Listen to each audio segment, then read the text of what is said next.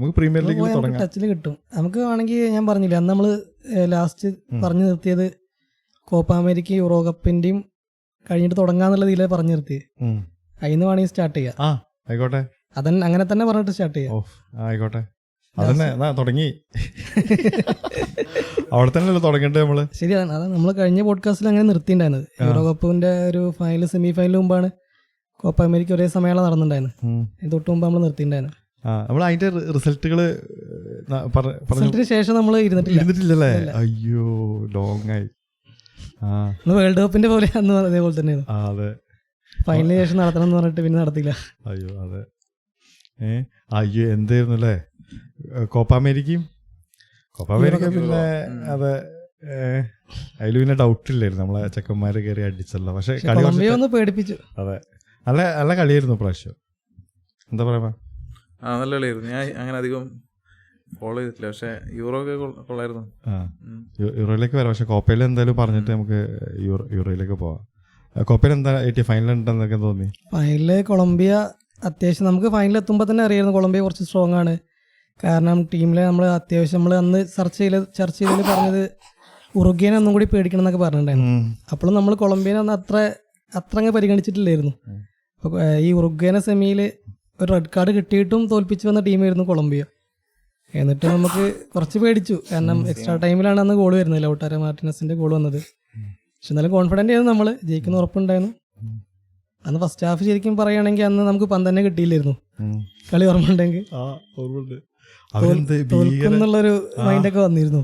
പേടിയായിരുന്നു ശരിക്കും പറഞ്ഞാൽ. ആ ഗോള് കിട്ടിയതിന് ശേഷം ആ ഗോൾ എപ്പോഴാണ് 112-17 മിനിറ്റിലൊക്കെ ഗോള് വരുന്നത്. കളി മറന്നു കട്ടുവാണ്, ബ്ലണ്ടറാണ്. ആ കളി വിട്ടുപോയാൽ എത്ര ഒരു മാസം കഴിഞ്ഞ 15-ാം തീയതി ജൂലൈ അന്നേന്ന് ഫൈനൽ ഉണ്ടായിരുന്നു. ഒരു മാസം കഴിഞ്ഞു. ശരിയാണ്, നല്ലതാണ് പ്രേമ. അതെ, ഞാൻ ഒരു മാസത്തിലേറെ കഴിഞ്ഞിട്ട് അപ്പോ സ്പെയിൻ ജയിച്ചു. സ്പെയിനിന്റെ കളി എങ്ങനെയായിരുന്നു? സ്പെയിനിന്റെ കളി നല്ല കളിയായിരുന്നു. ഒരു 2 ഗോൾ അടിച്ചിട്ട് ജയിച്ചു. ഇംഗ്ലണ്ട് ഒരു വിചാരിച്ചത്ര ഒരു ഇതൊന്നും കണ്ടില്ല. കുക്കുറെല്ല ഒരു പ്ലെയർ ഉണ്ടായിരുന്നു, അത് കഴിഞ്ഞ സീസണിൽ ചെൽസിയിൽ കളിക്കുമ്പോൾ ഓൻ കളി കാണുമ്പോ എന്താ കാട്ടണെന്നുള്ള ഒരു തോന്നലുണ്ടായിരുന്നു. പക്ഷെ ഇപ്പൊ നല്ല കളി കളിച്ചല്ലേ കളി കളിച്ച് സ്പെയിനതാണ് ഇപ്രാവശ്യം ഉണ്ടായത്. അതായത് നമ്മള് പ്രതീക്ഷിക്കാത്ത കുറെ പ്ലേയേഴ്സ് വൻ ഫോമിലേക്ക് എത്തി. കുക്കുറയ്യ എന്ന് പറയുന്നത് എന്താ വെച്ചാൽ അത്രയും വലിയൊരു ഫോമിലൊന്നും അല്ലായിരുന്നു ടൂർണമെന്റ് വരുമ്പോൾ ഉണ്ടായിരുന്നത്. കാരണം ഗയ ഉണ്ടായിരുന്നു. ഇപ്പോൾ തേർഡ് ചോയ്സോ സെക്കൻഡ് ചോയ്സോ ആവുമെന്ന് പ്രതീക്ഷിച്ച ഒരു പ്ലെയറാണ് ഫസ്റ്റ് ലെവലിലേക്ക് വന്നിട്ട് പിന്നെ അത് റീപ്ലേസ് ചെയ്യാൻ പറ്റാത്തൊരു ഫോമിലേക്ക് എത്തുന്നത്. അതേപോലെ ഫാബിയൻ റൂയിസ് ആയാലും റോഡ്രിഗോ പിന്നെ നമുക്കറിയാം എന്തായാലും വേൾഡ് ക്ലാസ് ലെവലിൽ എത്തുന്ന അറിയാം. ഫാബിയൻ റൂയിസ് ഒക്കെ സർപ്രൈസ് ആയിരുന്നു.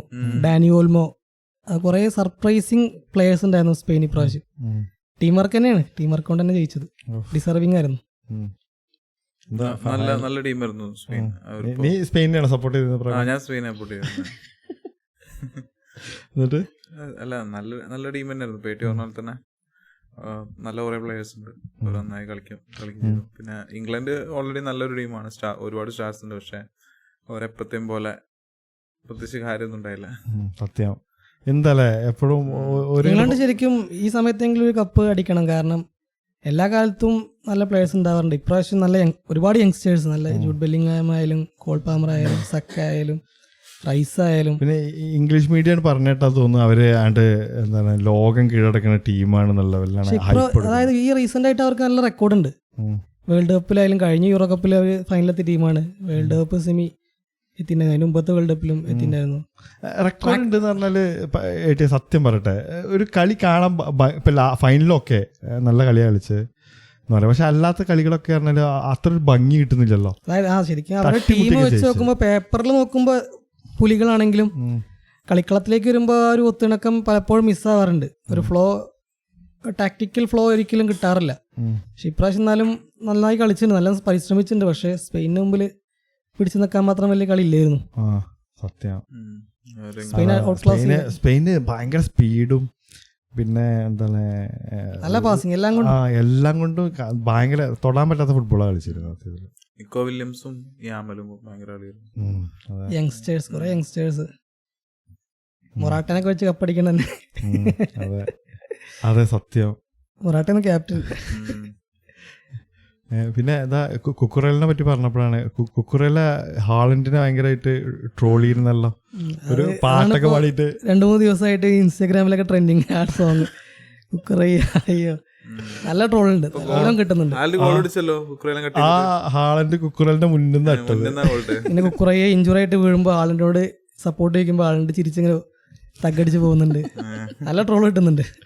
അതെ, എന്തിനാണ് അങ്ങനെ പാട്ട് പാടില്ലല്ലേ ഹാളൻഡ്. അവനന്ന് വിന്നിങ് സെറമണീന്റെ വിന്നിങ് ടൈമിൽ എന്തോ സെലിബ്രേഷന്റെ ഇടയിലാണ് ആകെ അടിച്ച് വിറ്റ തോന്നുന്നുണ്ട്. എന്തൊക്കെയോ അങ്ങനത്തെ ഒരു അടിപൊളി പാട്ടായിരുന്നു സംഭവം, പക്ഷെ അത് ട്രോളായിട്ട് അവനെ തിരിച്ചടിച്ചിട്ടുണ്ട്. അതാണ് കപ്പൊക്കെ അടിച്ച പോലെ ഹൈ ആയിട്ടുണ്ടാവും. പിന്നെ അല്ല, സിറ്റി എമ്മ ടീമാണ് ഇപ്പോഴും. ചെൽസിനെ ഒരു രക്ഷയില്ല, എന്തൊരു കളി എപ്പോഴും. ഇപ്പൊ ഈ സീസണും തന്നെ ഫേവറേറ്റ്സ് അവർ 5 in row അടിക്കുന്നൊക്കെ പറയുന്നുണ്ട് ഫാൻസ്. ചാൻസ് ഉണ്ടോ? പ്രീമിയർ ലീഗിൽ പറയുകയാണെങ്കിൽ ലീഗ് പറഞ്ഞോട്ടെ നമുക്ക്.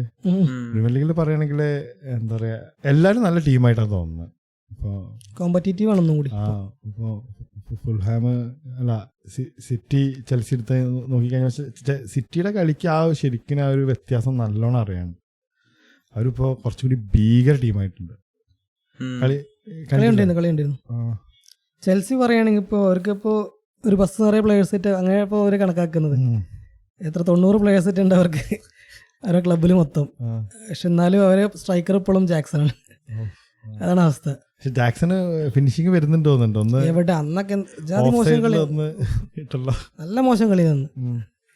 ജാക്സനെ പോലത്തെ ഒരു സ്ട്രൈക്കറെ വെച്ചിട്ടൊന്നും ഒരിക്കലും പ്രീമിയർ ലീഗ് അടിക്കാൻ വേണ്ടി നമ്മൾ ചിന്തിക്കാനേ പറ്റൂല.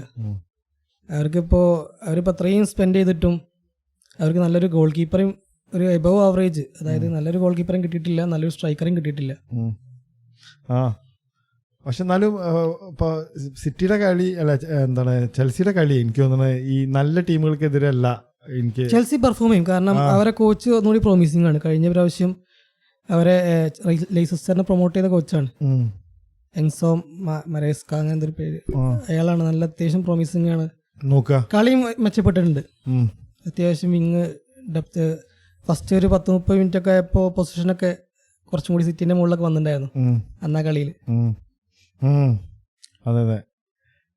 പക്ഷെ എന്നാലും ലൈക്ക് ഒരു ത്രെറ്റനിങ് ആയിട്ട് തോന്നിയിട്ടില്ല എനിക്ക്. നോക്കാം, സിറ്റിനോടല്ലേ ഫസ്റ്റ് കളി.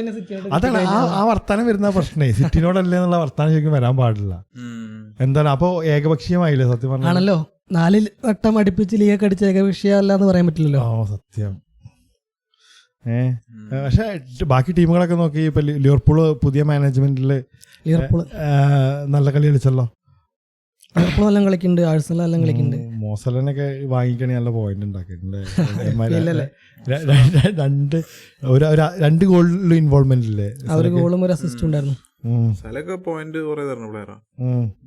സലക്ക് എന്തോ റെക്കോർഡ് ഉണ്ട്, കാരണം കഴിഞ്ഞ 9 സീസണറ്റ് ആയിട്ട് ഓപ്പണിംഗ് മാച്ചില് 10-20 പോയിന്റ് ഒക്കെ മിനിമം 5 പോയിന്റ് ആയിട്ട് ലെസ് ആയിട്ട് വന്നിട്ടുള്ളത്. സെലക്ട് റെക്കോർഡ് ഉണ്ട് 91 പോയിന്റ് ടോട്ടൽ. 9 സീസണില് ഫസ്റ്റ് കളിയിൽ ഗോളടിച്ച ഏക പ്ലെയറാണ്. അതായത് എന്താണ് ലാംബാർഡിന്റെയും റൂണിന്റെയും ഒക്കെ റെക്കോർഡ് തകർത്തിട്ടാണ് 8 ഉണ്ടായിരുന്നു. അത് തകർത്തു സല തുടർച്ചയായിട്ട്. അപ്പൊ എമ്മാരി പ്ലെയറാണ്, വൺ സീസൺ വണ്ടറാണ്. അന്ന് ഓർമ്മ ഉണ്ടായോ സല അന്ന് കളിക്കുമ്പോ എല്ലാരും അങ്ങനെ പറഞ്ഞിരുന്നു. അവന്റെ പീക്ക് എന്തായിരുന്നു, ലൈക്ക് എല്ലാരോടും വെക്കാൻ പറ്റുന്ന ട്രിപ്പിൾസ് അല്ലായിരുന്നു. അതുപോട്ടെ. എന്താണ് ലിവർപൂള് എന്താണ് 2-0 അല്ലേ? ആരോടെ അയച്ചപ്പോ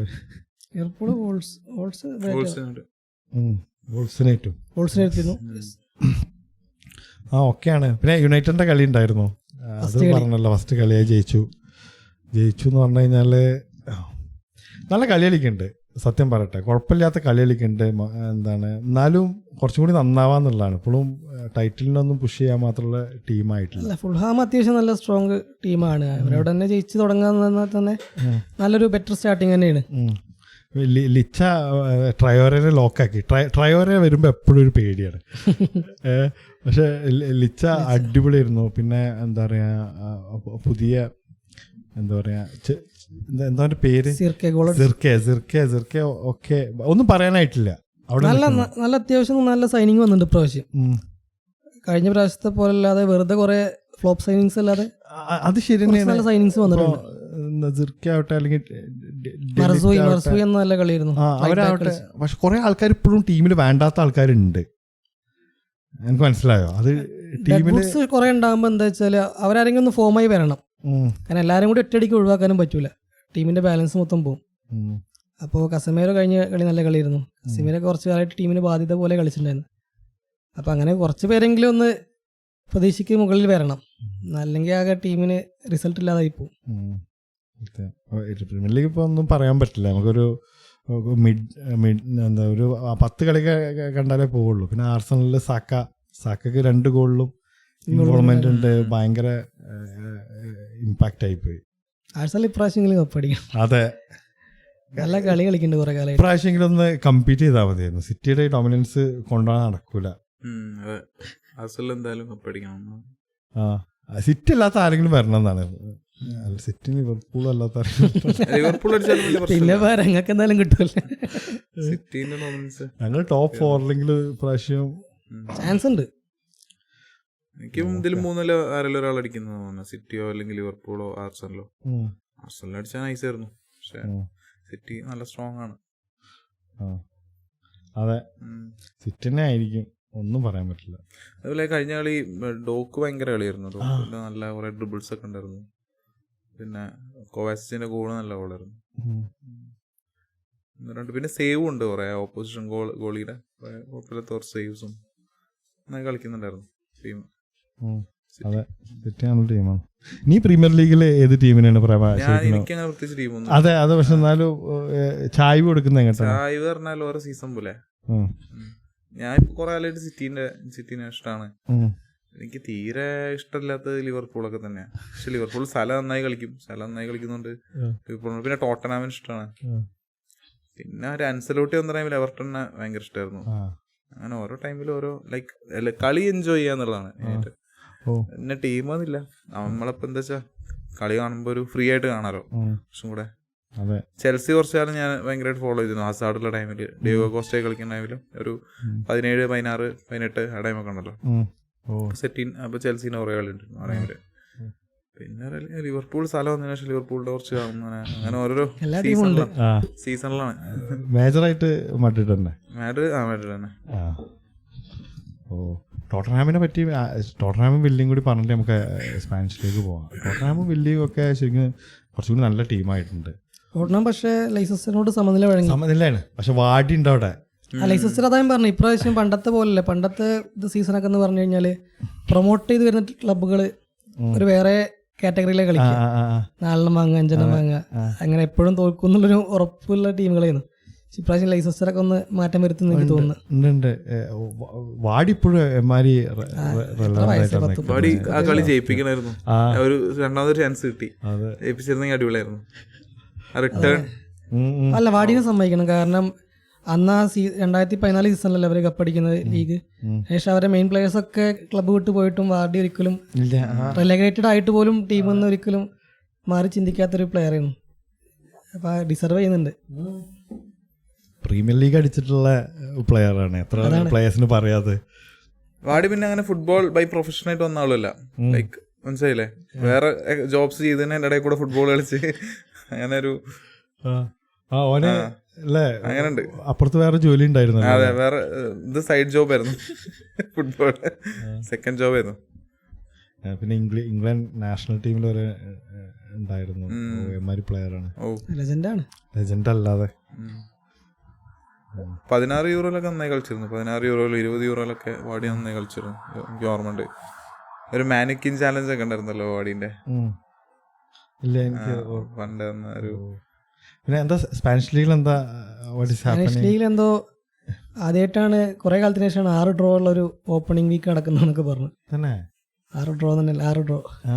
ബാഴ്സ ജയിച്ചു, റയല് സമനിലായി. ഇന്നലെ ഇപ്പോ അത്ലറ്റിക്കോ സമനിലായി. അവന്താ ഗോളുകൾ വരുന്നില്ലേ, അതോ എന്താ നടക്കുന്നത്? ടീമുകളൊക്കെ ശക്തമായിട്ടുണ്ടോ? ടീമുകൾ ശക്തമായി വെച്ചാൽ ഫസ്റ്റ് കളിയില്ല, ഒന്നും പറയാനായില്ല. പക്ഷെ റിയൽ മാഡ്രിഡ് വരെ എംബാപ്പെ ഇറങ്ങിയിട്ട് വരെ സമനിലയാണല്ലോ മയോർക്കയിലായിട്ട്. മയോർക്കയിൽ സമനിലയായിരുന്നു. ഞാൻ വിചാരിച്ച പോലെ ഒരു കളി കണ്ടില്ല റയലിന്, പക്ഷെ ഗോളുകൾ വന്നു. എന്താണ് എംബാപ്പെ വന്നിട്ട് എന്താണ് കളിയുടെ എംബാപ്പെ ലൈക്ക് ഫസ്റ്റ് കളി നന്നായി കളിച്ചിരുന്നു. എനിക്ക് ഒരു ഗോളൊക്കെ അടിച്ച് കുറച്ച് ഇൻവോൾവ്മെന്റ് ഒക്കെ തോന്നി. പക്ഷെ ഈ കഴിഞ്ഞ കളി ഒരു കഷ്ടപ്പെട്ട് കുറച്ച് like Real as A team തന്നെ കുറച്ച് ബുദ്ധിമുട്ടി കളിക്കുന്ന പോലെ തോന്നി എപ്പോഴൊക്കെയോ. ഞാൻ കളി കണ്ടില്ല. ഫാൻസ് പറയുന്നത് എന്താ വെച്ചാല് കളി ഒന്നും കൂടി ലെഫ്റ്റ് സൈഡിലേക്ക് ഓർഗനൈസ്ഡ് ആവുന്നുണ്ട് കളി. കാരണം ഫ്രണ്ടിൽ കളിക്കുന്ന 3 പേരും ബേസിക്കലി ലെഫ്റ്റ് വിങ്ങേഴ്സ് ആണ്. വിനീഷ്യസ് ആയാലും എംബാപ്പെ ആയാലും റോഡ്രിഗോ ആയാലും. റൈറ്റിലെ പൊസിഷൻ ഒഴിഞ്ഞു കിടക്കുന്ന ഒരു ഇഷ്യൂ അങ്ങനെ ഫാൻസ് പറയുന്നുണ്ട്. നമുക്ക് കാണുമ്പോൾ നമുക്ക് തോന്നുന്നുണ്ട് ആൻസലോട്ടി സോർട്ട് ഔട്ട് ചെയ്യും മിക്കവാറും. അത് വലിയൊരു ഇഷ്യൂ ഒന്നല്ല. നോക്ക് ആൻസലോട്ടിക്കൊക്കെ പ്രശ്നം ഉണ്ടാവില്ല. ഇനി ട്രാൻസ്ഫർ ക്ലോസ് ആയിട്ടില്ലല്ലോ, സെപ്റ്റംബർ വരെ അല്ലേ, അപ്പോ പ്രശ്നമില്ലല്ലോ. അല്ല, അവർക്ക് പ്ലേയേഴ്സ് ഉണ്ട്. ഇനിയിപ്പോ ആരും വാങ്ങേണ്ട ആവശ്യമൊന്നുമില്ല.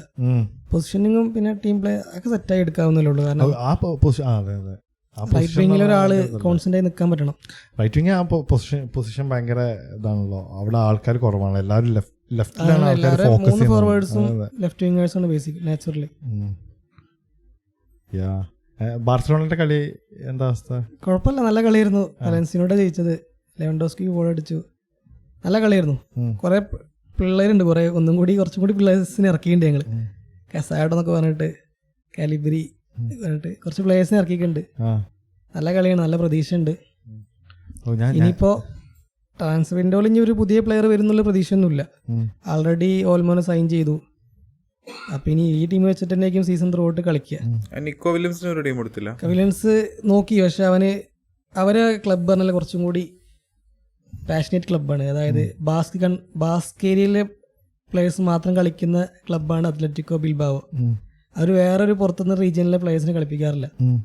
അതുകൊണ്ട് തന്നെ അവൻ്റെ ഏട്ടനും കൊല്ലങ്ങളായിട്ട് അവിടെ കളിക്കുന്നത്. പിന്നെ പോരാത്തതിന് 10ാം നമ്പർ ജേഴ്സിയും കൊടുത്തു. അപ്പോൾ ക്ലബ്ബ് പിടിച്ചു നിർത്തിയാണ് അവനെ. എന്തായാലും ഇപ്പോഴത്തൊരു വരവ് ഉണ്ടാവില്ല. ഇമോഷണൽ അറ്റാച്ച്മെന്റ് ഉള്ള ക്ലബ്ബാണ് അവർ. പിന്നെ മേജർ ട്രാൻസ്ഫേഴ്സ് നടന്നിട്ടുണ്ട്. നമ്മളെ ചെക്കൻ അത് നന്നായി എനിക്ക് തോന്നുന്നത്. ആൽവരസ് അല്ലേ, അവന് ഫസ്റ്റ് ടീമില് ചാൻസ് കിട്ടും. വേൾഡ് ക്ലാസ് പ്ലെയർ ആണ്. പക്ഷെ ഹാളണ്ട് അതാണ് പ്രശ്നം. എല്ലാവരും അത് പറയാ, സബ്ബായി പോകുന്നത് ഹാളണ്ടിന് വേണ്ടിയിട്ടാണ്. ഹാളണ്ട് അത്രയും ഫോമിൽ വെക്കുമ്പോൾ ഒരിക്കലും വേറെ പ്ലെയർക്ക് സബ് ചെയ്യാൻ പറ്റൂല.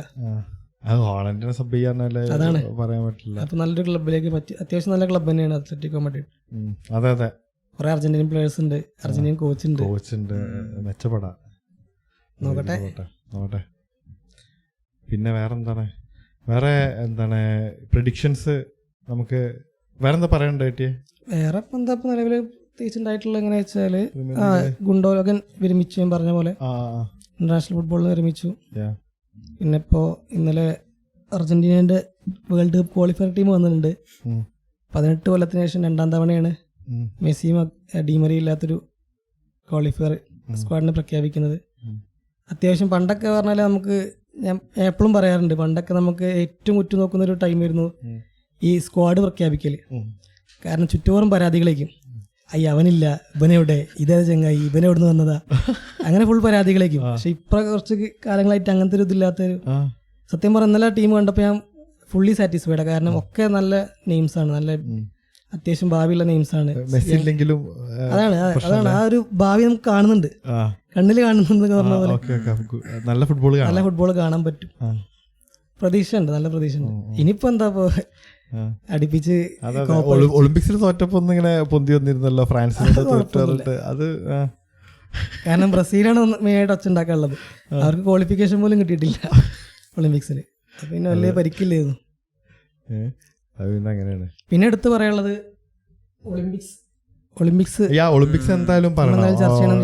എന്താണ് അതിൽ മേജർ ആയിട്ടുള്ള ഇൻസിഡന്റ് തന്നെ നമുക്ക് മറ്റേ എത്ര 100 ഗ്രാം അല്ലേ, 100 ഗ്രാമാണോ 56 ഗ്രാമാണോ? 100 ഗ്രാം എന്നാ പറയുന്നത്. പക്ഷെ ശരിക്കും 4 കിലോ വരെ കൂടിയുണ്ടായിരുന്നു തലേ ദിവസം തന്നെ. അപ്പൊ അവള് കുറെ വർക്കൗട്ടൊക്കെ ചെയ്തിട്ട് 2.5 അങ്ങനെ അങ്ങനെ ഏതൊരു കണക്കുണ്ട്, കറക്റ്റ് ആയാലും പറയുന്നില്ല. വർക്കൗട്ട് ചെയ്തിട്ട് 100 ഗ്രാം വരെ എത്തിച്ചു. പക്ഷെ ആള് ഹോസ്പിറ്റലൈസ്ഡ് ആയി, ഡിസ്ക്വാളിഫൈ ആയി, അങ്ങനെ പോയതാണ്. ഭയങ്കര ഇത് ശരിക്കും പറഞ്ഞാൽ ഇതിപ്പോ എങ്ങനെയാണ് ഇപ്പൊ ഒരു അത്ലീറ്റ് ആ വേൾഡ് അത്രയും വലിയൊരു സ്റ്റേജിൽ കളിക്കുന്ന ഒരു അത്ലീറ്റിനെ എന്താണ് എല്ലാം മോണിറ്റേർഡ് ആയിരിക്കണം, അങ്ങനെയല്ലേ സാധാരണ എല്ലാം നടക്കുന്നത്. അത് എത്ര ജനസംഖ്യയുള്ള രാജ്യമാണ് നമ്മുടെ ലോകത്തിന് തന്നെ ഏറ്റവും മുമ്പിലുള്ള ഒരു രാജ്യത്തിന്റെ ഒരു പ്രതിനിധിയായിട്ടാണ് പോകുന്നത്. അപ്പൊ അത്രയും ആൾക്കാർ സപ്പോർട്ട് എന്തായാലും ഉണ്ടാവും. അപ്പൊ അത് ശ്രദ്ധിക്കാൻ പറ്റുന്നില്ല പറഞ്ഞാൽ പിന്നെ എവിടെയാണ് നമ്മുടെ ഈ സസ്യം നടക്കുന്നത്? അതെ അതെ, എന്താണ് ഇപ്പൊ അതിന്റെ സത്യാവസ്ഥ എന്താന്നുള്ള അറിയില്ല, എവിടെ പാളിയത് എന്നറിയില്ല. പലതും വരുന്നുണ്ട്, പല റൂമേഴ്സും. അപ്പോൾ എന്താണ് ഇവിടെ തന്നെ ചെയ്താന്ന് പറയുന്നുണ്ട്, പല റൂമേഴ്സും വരുന്നുണ്ട്. പക്ഷെ എന്നിരുന്നാലും എങ്ങനെ ഇപ്പൊ അവിടെ അത് എത്ര റെയറായിട്ട് കിട്ടുന്ന സാധനം എപ്പോഴും നമുക്കത്. അതാണ് ഒളിമ്പിക്സിൽ ഗോൾഡ് അടിക്കാല് നമ്മൾ ആകപ്പാടെ 10 ഗോൾഡ് അടിച്ചിട്ടുള്ളൂ. അതും പണ്ടെങ്ങാനും 8 ഗോൾഡ് ഹോക്കിയിൽ അടിച്ചത് നീരജ് ചോപ്രയ്ക്കും പിന്നെ നമ്മളെ ഷൂട്ടിങ്ങിന് അയാളെ വേറെ മറന്നുപോയി, മറക്കാൻ പാടില്ല. അയാൾക്ക് പഠിച്ച 10 ഗോൾഡ് നമ്മളെ കയ്യിൽ ആകപ്പാടെ അത്രയും കാലത്ത് പറയാനുള്ളൂ. നമ്മുടെ ജനസംഖ്യയൊക്കെ വെച്ച് കണക്ക് നോക്കുമ്പോ അതൊന്നും വന്നാ പോരാ. അതാണ് ഷെയിമാണ് അതൊക്കെ, സത്യം. എന്നിട്ട് നമുക്ക് അത്രയും നല്ലൊരു ചാൻസ് കിട്ടിയിട്ട് നമുക്ക് യൂട്ടിലൈസ് ചെയ്യാൻ പറ്റില്ല എന്ന് പറയുമ്പോൾ സത്യം ഗതികേടായി തോന്നുന്നു. എങ്ങനെ ആ നോട്ടക്കുറവ് വന്നു എന്നുള്ളതാണ്. അത്ലീറ്റിന് പറയാൻ പറ്റില്ല, അത്ലീറ്റിന് അതൊന്നും ഫോക്കസ് ചെയ്യേണ്ട കാര്യം. അയാൾക്ക് അത്ലീറ്റിന് ആകെ ഫോക്കസ് ചെയ്യേണ്ടത് എന്ന് പറഞ്ഞാൽ അയാളുടെ ആ വരുന്ന മാച്ച്, ആ വരുന്ന അതിനെപ്പറ്റി മാത്രമേ അത്ലീറ്റിന് ഫോക്കസ് ചെയ്യാൻ പറ്റും. അത്ലീറ്റ് അയാളുടെ തടി ഫോക്കസ് ചെയ്യാൻ പാടില്ല, വെയിറ്റ് എന്താന്ന് ഫോക്കസ് ചെയ്യാൻ, ഫുഡ് എന്താ കഴിക്കേണ്ടത്, അതൊക്കെ സോർട്ട് ഔട്ട് ചെയ്യുന്ന ടീം മെമ്പേഴ്സ് ഉണ്ടാവില്ലേ? ഈ ലെവലിലൊക്കെ ഇങ്ങനത്തെ പാളിച്ചെന്ന് പറഞ്ഞാൽ എങ്ങനെ സമ്മതിക്കാനാണ്?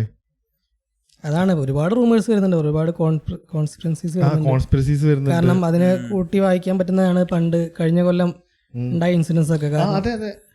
ഡൽഹിയിൽ ആ ഇഷ്യൂ ഉണ്ടായതൊക്കെ ആർക്കും മറക്കാൻ പറ്റില്ല. ആ ഇഷ്യൂസ് ഒന്നും ഒറ്റയ്ക്കാണ് അവള് പോരാടിയിരുന്നത്. അവള് കുറച്ച് സാക്ഷി മാലിക്, ബജരംഗ് പൂനിയ എന്ന കുറച്ച് ടീമുകളാണ്. നമ്മൾ ഒളിമ്പ്യൻസിനൊക്കെ പോലീസ് വന്നുകാണ്ട് അടിച്ചു തച്ച് കൂട്ടിയെന്ന് തന്നെ പറയാം. അങ്ങനെ നടന്നിട്ടുള്ള ഇഷ്യൂ ആണത്. ലൈക്ക് അവൾ ആ ഫൈനലിലേക്ക് എത്തിയപ്പോ തന്നെ ആ മീംസ് വന്നിരുന്നല്ലോ. അതാണ് ആ MP എടുത്ത് അടിക്കുന്ന മീംസ് വന്നിരുന്നല്ലോ. പക്ഷെ എത്ര പെട്ടെന്നാണ് ലൈക്ക് അതും അങ്ങനെ ആയിക്കൂടെ?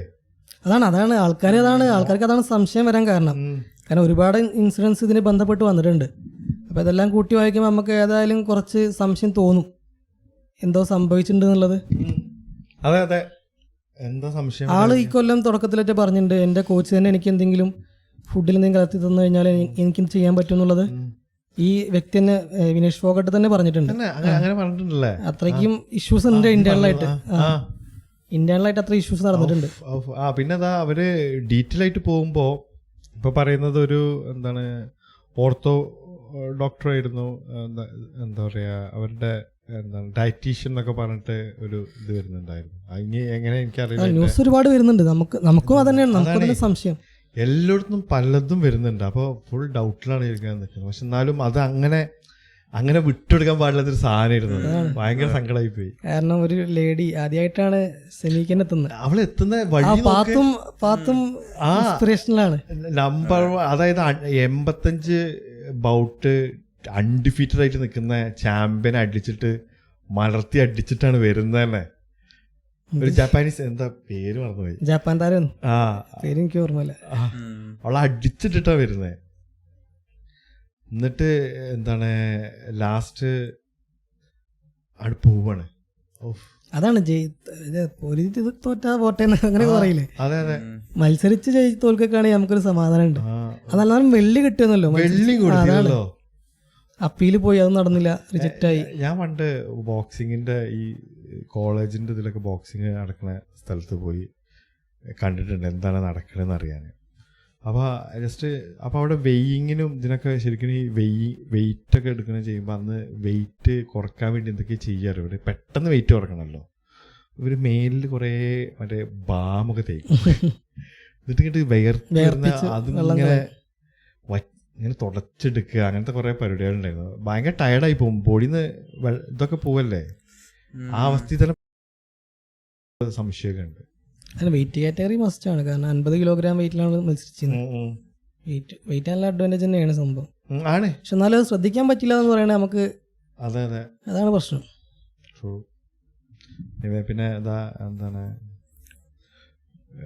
ഇന്ത്യയിലെ ഒളിമ്പിക്സ് ഈ ഹോക്കി എന്ന് പറഞ്ഞപ്പോഴേ നമ്മള് എന്താ രണ്ടാമത് തിരിച്ചുവരവായിട്ട് അതാ അത് നമ്മൾ എടുത്തു പറയണം. എടുത്തു പറയണം നമ്മൾ മലയാളികൾ പ്രത്യേകിച്ച് എടുത്തു പറയണം. അതെ അതെ അവള് അഭിമാന താരം ശ്രീജേഷ് ഇന്ത്യ നമ്പർ 16 റിട്ടയർ ചെയ്യാന്ന് പറഞ്ഞു. ആ ജേഴ്സി അത് അങ്ങനെ കേട്ടു. ഡിസർവിംഗ് ആണ്, കാരണം അത്രയ്ക്ക് നല്ല ഫോമിൽ അത്രയ്ക്ക് നല്ല പെർഫോമൻസ് ചെയ്യുന്ന ഇപ്രാവശ്യം ഒളിമ്പിക്സിൽ ശ്രീജേഷ്. നമ്മൾ ഓസ്ട്രേലിയനെ പൊട്ടിച്ചു കുറെ കാലത്തിന് ശേഷം, സ്പെയിനെ പൊട്ടിച്ചാണ് നമ്മൾ 3rd 3ാം സ്ഥാനം നേടുന്നത്. അതിലൊക്കെ നല്ല ഇൻവോൾവ്മെന്റ് ഉള്ള പ്ലെയർ. അതെ അതെ ശരിക്കും എവിടെ പോയിരുന്നു ഹോക്കി കൊറേ ബാക്കിലിരുന്നല്ലോ. നമ്മുടെ നാഷണൽ സ്പോർട്സ്. അതെ എത്ര 8 ഗോൾഡ് വന്നിട്ടുണ്ട് നീ പറയുമ്പോഴേ 8 ഗോൾഡ് എന്താണ് കൊണ്ടുവന്നിട്ടുള്ള സ്പോർട്ടാണ്. പിന്നെ എത്ര കാലം ഇല്ലായിരുന്നു. അതാണ് ഒരുപാട് കാലം നമ്മളെ പേരേ ഇല്ലായിരുന്നു ഹോക്കിയുടെ മാപ്പില്. അതെ ഓസ്ട്രേലിയ, നെതർലാൻഡ്, അങ്ങനെ അർജന്റീന. അതെ പിന്നെ വേറെ കുറെ യൂറോപ്യൻ ടീമുകളൊക്കെ വന്ന് കണ്ട് അടിച്ചിടുക ചെയ്ത് സത്യം പറഞ്ഞാല്. അച്ഛനൊക്കെ ഇരുന്ന് ഹോക്കി കാണാൻ ഭയങ്കര ഫാനായിരുന്നു.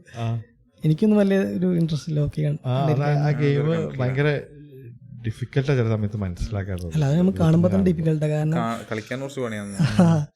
പക്ഷെ ഇവിടെയൊക്കെ ഭയങ്കര ബോയ്സിന് നല്ല കോച്ചിങ്, ഇവിടെ നല്ല ടീംസ് ഉണ്ട്. മലപ്പുറത്തിന്റെ ഹോക്കിയൊക്കെ ഭയങ്കര പാരമ്പര്യമുള്ള ഹോക്കി. മലപ്പുറത്തെ ടീം ദെൻ ഇതിന്റെ പ്രഡിക്ഷൻസ് പറയണം കേട്ടോ. പ്രീമിയർ ലീഗ് ആയിട്ട് നമ്മള് ആരൊക്കെയാണ് ടോപ്പ് 4 നിൽക്കുക എന്നുള്ള ഒരു പ്രഡിക്ഷന് നമുക്ക് ഒന്ന് ഇപ്പൊ ഫസ്റ്റ് കളിയല്ലേ കഴിഞ്ഞിട്ടുള്ളൂ, നമുക്കൊന്ന് പ്രഡിക്ട് ചെയ്ത് നോക്കാം. ഏകദേശം പറഞ്ഞു ആദ്യം. സിറ്റി എഴുതി വെക്കാം, എഴുതി തൂക്കാം. പിന്നെ അവിടെ തന്നെ ഇരുന്നു.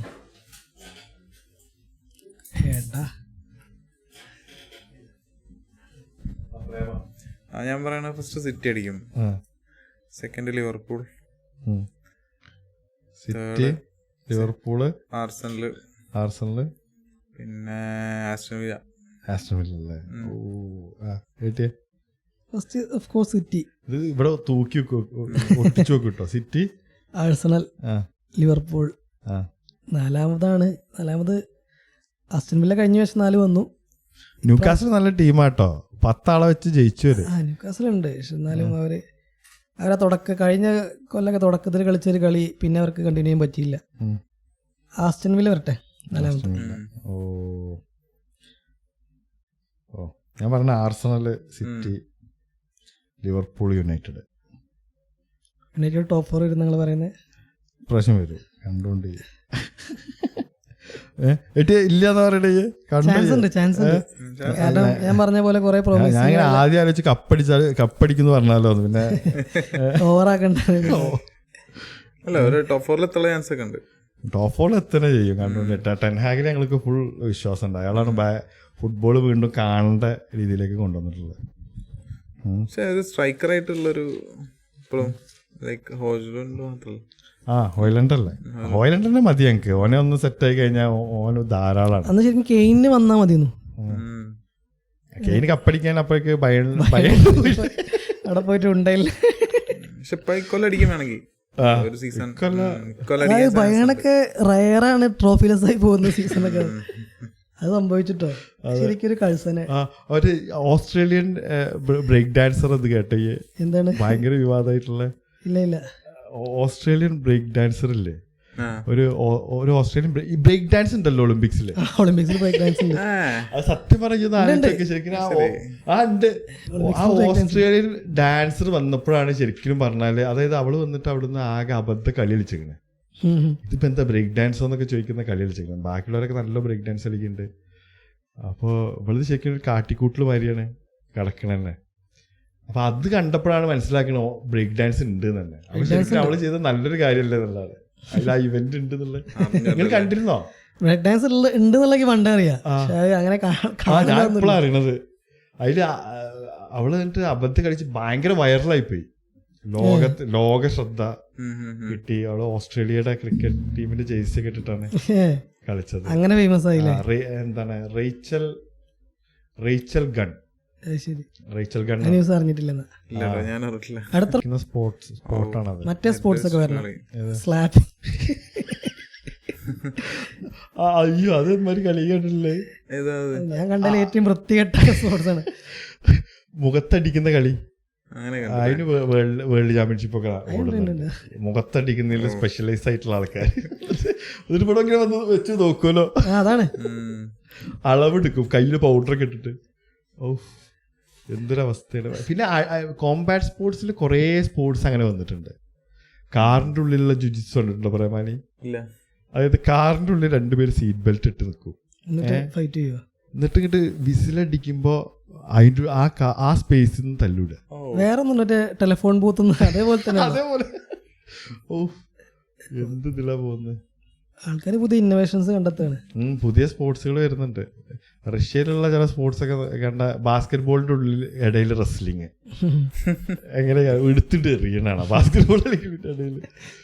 അതൊക്കെ ഉള്ളതന്നെ ആവോ എന്നുള്ളതാണ്. പുതിയ ഇന്നോവേഷൻസ് ആണ്. നമ്മളെ ഈ ഫുട്ബോളും ക്രിക്കറ്റും അങ്ങനെ കണ്ടുപിടിച്ചത് തന്നെ. അതെ, ഇനി പിൽക്കാലത്ത് ചിലപ്പോൾ വേൾഡ് കപ്പ് ഒക്കെ നടക്കുന്ന മാച്ചസ് ഒക്കെ ആയിരിക്കും ചിലപ്പോൾ.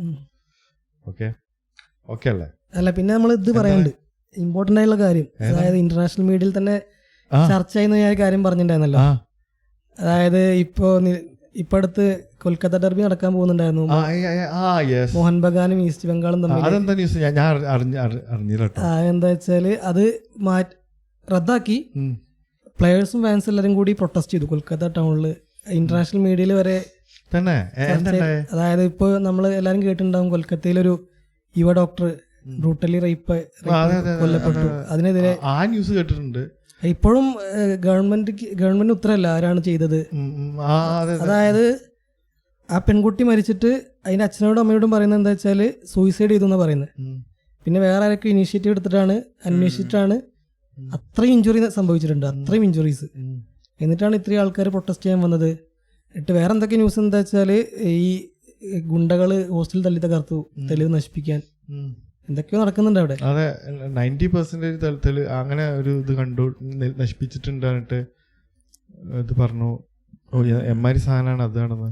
അതാണ് ഫുട്ബോൾ വെറും ഗെയിമല്ല. അതെ, പ്ലേയേഴ്സ് പ്രൊട്ടസ്റ്റ് ചെയ്തിട്ട് കളി മാറ്റി വെച്ചില്ലേ, കളി നിർത്തിവെച്ച്. പിന്നെ സാഫ് കപ്പില് എന്താ ലൈക്ക് ഇന്ത്യ ഭൂട്ടാൻ ഫൈനല് അണ്ടർ-20 അതിൽ സെലിബ്രേഷനും ഇതേപോലെ ഇതിനെതിരെ പ്രൊട്ടസ്റ്റ് ചെയ്യാനുള്ള ഒരു രീതിയിലുള്ള ഇതായിരുന്നു. അതായത് ഇങ്ങനത്തെ ഒരു സംഭവം. അതെ, തീർച്ചയായിട്ടും നമ്മൾ ശരിക്കും അതാണ് എപ്പോഴും എങ്ങനെ പറയപ്പത് എന്നുള്ളതാണ്. നമ്മളതും ചർച്ച ചെയ്യണം. ഇത് എന്താണ് മെന്നെയാണ് നോക്കേണ്ടതെന്നുള്ളതാണ്. അത് നമ്മളെ അതേ പറയാനുള്ളൂ. അതിൻ്റെ ഒരു ഇത് നോക്കുമ്പോൾ ശരിക്കും ഡിസിപ്ലിൻഡ് ആയിട്ടുള്ള, അല്ലെങ്കിൽ സെൽഫായിട്ട് ഡിസിപ്ലിൻഡ് ആവുക എന്നുള്ളതാണ് ബേസിക് ചിന്താഗതിയല്ലേ. അതെ, അതില്ലാത്തവരാണ്. അതെ, എന്താ എത്രയും പെട്ടെന്ന് കുറ്റവാളികളെ കണ്ടുപിടിക്കാൻ പറ്റട്ടെ. അതെ, ജസ്റ്റിസ് കിട്ടട്ടെ. ഷോക്കായി പോയി. അതാണ് കുറച്ച് ദിവസമായി എല്ലാവരും ഷോക്കിലാണ്. അതെ അതെ അതെ, ഭയങ്കര പ്രൊട്ടസ്റ്റ് നടക്കുന്നുണ്ട് ഇവിടെ എല്ലായിടത്തും. ഭയങ്കര ഞാൻ ബസ്സിൽ പോണേക്കൊക്കെ കണ്ടിരുന്നു. അടിച്ചമർത്താൻ നോക്കി മതി. അതാണ് ക്രൗഡ് ആകെ ഇളകി മറിഞ്ഞത് സത്യത്തില്. എന്തായാലും ജസ്റ്റിസ് കിട്ടട്ടെ, അതേ നമുക്ക് പറയാനുണ്ട്. നമ്മള് അടുത്ത പോഡ്കാസ്റ്റിൽ നമുക്ക് അതെ പറയാനുള്ളത് കിട്ടട്ടെ. ഓക്കെ, ഒരു ദാറ്റ്സ് എ റാപ്പ്.